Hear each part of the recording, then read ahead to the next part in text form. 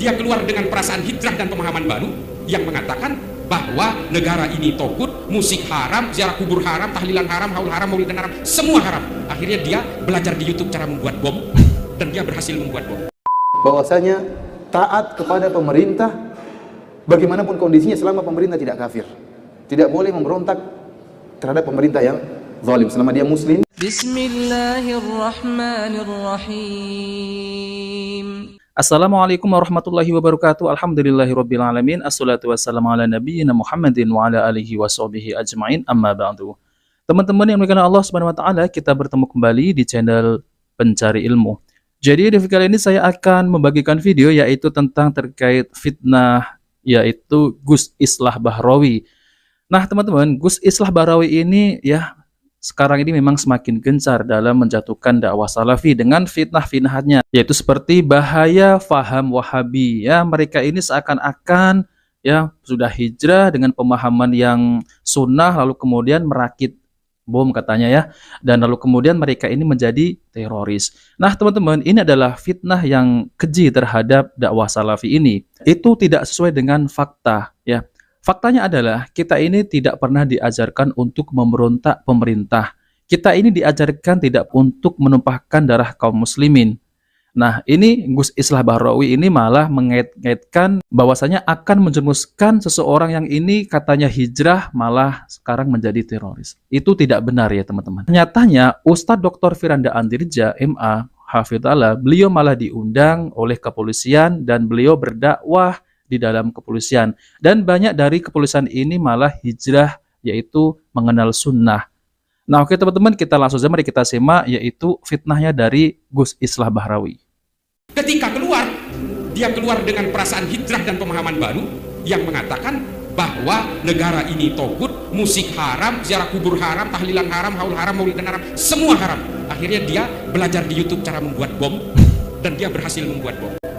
Dan dia terpapar terus oleh paham-paham wahabi ini lewat media sosial. Nah, ini contohnya. Nah, teman-teman, jadi itulah ya tuduhan yang keji oleh Islah Bahrawi terhadap dakwah salafi ini. Bahwasanya dakwah salafi ini membuat seseorang ini menjadi seorang teroris, katanya ya teman-teman. Dan ya suka mengkafirkan, lalu kemudian bilang negara Indonesia ini adalah togut, itu tidak benar. Nah, teman-teman, nyatanya ya dakwah Ustadz Dr. Firanda Andirja MA itu malah diundang oleh kepolisian. Dan ini adalah nyata-nyata membuktikan bahwasanya dakwah salafi ini tidak terinfeksi dengan virus-virus yang katanya adalah teroris. Dan itu tidak benar apa yang dituduhkan Islah Bahrawi terhadap dakwah salafi ini. Kalau memang benar, tunjukkan ya ustadz yang memang mengajarkan yaitu teroris. Tidak ada. Dan apalagi mengkafirkan orang yang ziarah kubur ya. Apa nama tadi? Mengharamkan ziarah kubur. Itu juga tidak benar. Jadi ziarah kubur itu tidak haram. Nah, apabila ziarah kubur ini masuk ke dalam yaitu meminta kepada penghuni kubur, nah jelas itu tidak boleh. Kalau ziarah kubur boleh asalkan mengikuti yaitu sunnah Nabi Shallallahu Alaihi Wasallam. Nah, lalu bagaimana kalau ziarah kubur yang sesuai dengan sunnah? Nah, kalau sesuai dengan sunnah seperti apa yang diajarkan oleh baginda Nabi Shallallahu Alaihi Wasallam, yaitu kita ini datang ke kuburan tersebut, kita ini mendoakan penghuni kubur, lalu kemudian mengingat tentang akhirat.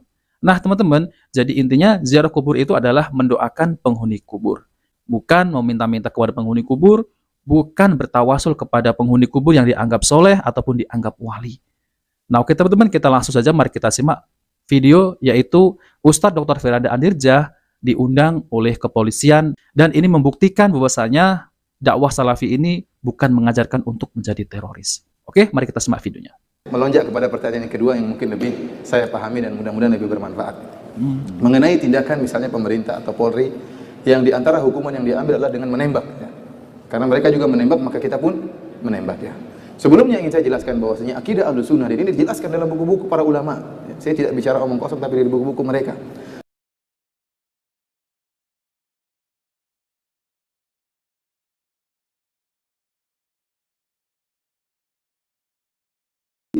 Selama dia masih membiarkan orang-orang sholat, maka tidak boleh seorang berontak. Dan ini telah dikabarkan oleh Nabi SAW. Karena Nabi SAW banyak hadis. Saya kunu umara fikum, akan ada pemerintah-pemerintah di antara kalian. Qulubuhum qulubus syayatin fi jusmanil ins. Hati-hati mereka hati-hati syaitan, namun dalam tubuh manusia. Akan ada pemerintah yang model seperti ini. Entah sudah ada atau akan ada, wallahu alam. Kemudian Nabi SAW juga dalam hadis yang lain mengatakan, "Syiraru a'immatikum alladzina yal'anunakum wa tal'anunahum wa yad'una 'alaikum wa tad'una 'alaikum." Seburuk-buruk pemimpin kalian adalah para pemimpin yang melaknat kalian dan kalian melaknat mereka. Dan mereka mendoakan kecelakaan bagi kalian dan kalian juga mendoakan kecelakaan bagi mereka. Maka para sahabat bertanya, "Afala nunabidhum bisayf ya Rasulullah? Apakah boleh kami memberontak mereka, perang mereka?" Kata Rasulullah SAW, "La illa an tarau kufran buwahan indakum minallahi fihi burhan." Tidak boleh. Sampai kau lihat dia benar-benar kafir baru kau lakukan. Dia pergi misalnya merubah agamanya atau dia menginjak Al-Qur'an misalnya, itulah lagi ceritanya. Ya, itulah ceritanya. Para ulama mengatakan, taruhlah pemerintah ini kafir, ini pemerintah kita, pemimpin kita kafir. Tidak mau sholat, mencela Nabi, menghina Allah, menginjak Al-Qur'an. Pun kalau kita memberontak, para ulama mengatakan ada syarat yang perlu kita perhatikan, masalah kemampuan, bisa atau tidak. Kalau tidak bisa, sabar. Nabi saja Bilal disiksa, beliau sabar. Ibunya Ammar bin Yasir dibunuh, beliau sabar.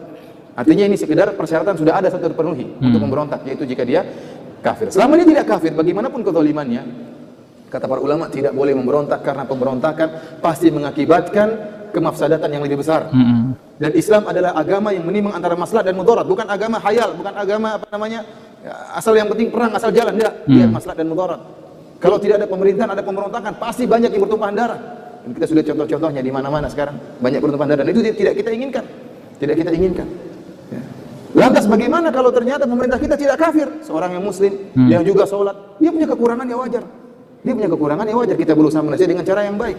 Coba kita bayangkan seandainya di negara kita tidak ada pemerintahnya. Lampu merah mati semua, kira-kira gimana? Berantem orang di jalan. Polisi tidak ada lagi, sakit semuanya, satu komplis semuanya sakit.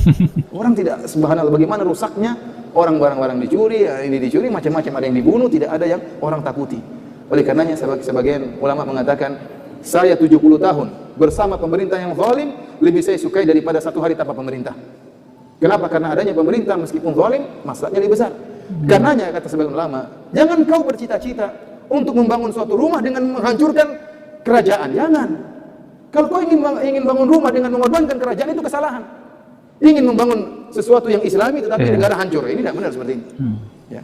Mengorbankan sesuatu yang besar hanya ingin bangun sesuatu yang kecil, dan kenyataan yang ada terjadi demikian. Keamanan tidak ada, kemudian ketakutan, ya, kemaksiatan semakin merajalela, orang bisa melakukan dengan seenaknya. Oleh karenanya akidah Ahlussunnah wal Jamaah ini diperintahkan oleh Nabi SAW, ya, taat kepada pemerintah meskipun pemerintah tersebut zalim, selama pemerintah tersebut tidak menyuruh kita untuk maksiat. Kalau dia menyuruh kita untuk maksiat, kita tidak taat. Tidak boleh taat. Tapi kalau dia menyuruh kita kepada yang baik, maka kita taat. Dan Allah telah berfirman, wa ati'ullah wa ati'ur rasul wa ulil amri minkum. Taatlah kepada Allah dan taatlah kepada Rasulullah dan pemerintah di antara kalian. Perhatikan di sini kata para ulama. Allah mengatakan taat kepada Allah. Taatlah kalian kepada Allah. Taatlah kalian kepada Rasulullah. Dan taat juga kepada pemerintah. Justru ketaatan kita kepada pemerintah pada perkara-perkara yang tidak ada dalilnya. Kalau ada dalilnya tidak perlu pemerintah, kita langsung taat kepada Allah. Kalau pemerintah suruh sholat, nggak perlu pemerintah suruh sholat, kita juga sholat.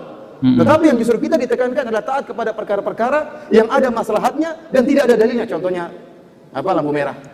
Makanya para ulama mengatakan, barang siapa yang sengaja melanggar lampu merah berdosa. Ya, benar ini. Melanggar lampu merah berdosa karena merusak kemaslahatan. Antum kira tidak berdosa, berdosa. Kalau kita menghilangkan gangguan dari jalan dapat pahala, kalau kita meletakkan gangguan dapat dosa nggak? Dapat dosa. Melanggar ini mengganggu stabilitas keamanan.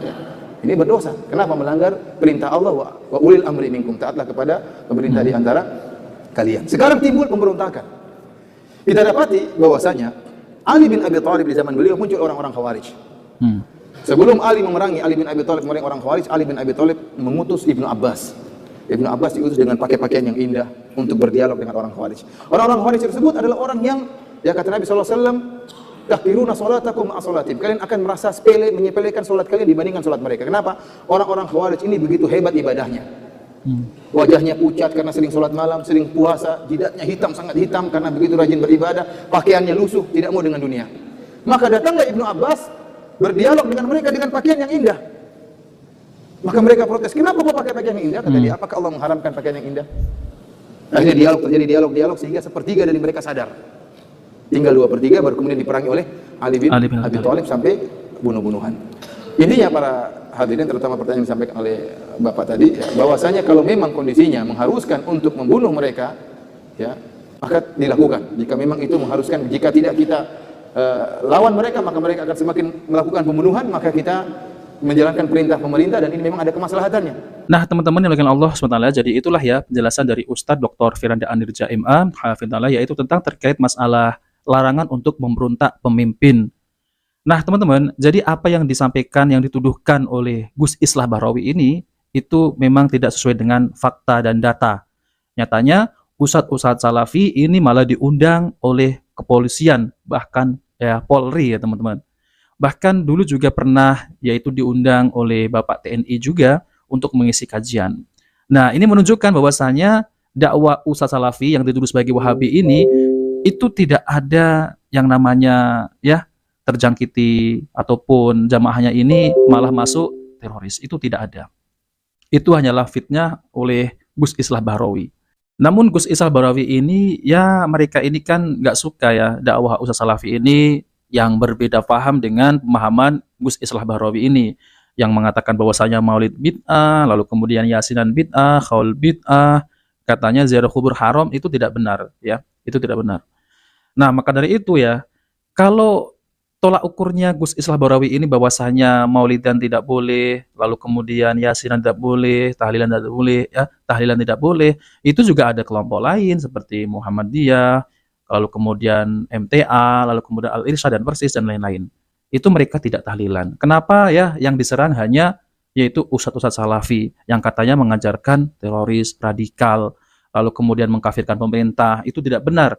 Dan kita diajarkan untuk taat kepada pemimpin, walaupun pemimpin itu zalim ya. Nah, oke teman-teman, itu saja yang saya sampaikan. Jika video ini bermanfaat, jangan lupa like dan subscribe di channel Pencari Ilmu. Wabillahi taufiq wal hidayah. Wassalamualaikum warahmatullahi wabarakatuh.